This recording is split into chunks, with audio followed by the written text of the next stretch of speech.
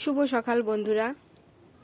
আমার বাড়ির গাছের ছাদ বাগান বলতে নেই, ছাদ বাগানেরই কিছু কিছু গাছের ভিডিও এগুলো। এটা আমার বাড়ির মন্দিরের চূড়ো।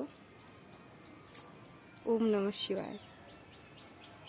আমি আজকে দেখাচ্ছি পাশের বাড়ির গাছের একটা কমলা লেবু গাছ। প্রায় 1-2 মাসের উপর হয়ে গেছে গাছটা এনেছে ওই বাড়ির কাকা। কমলা লেবুগুলো একদম একই রকম রয়ে গেছে।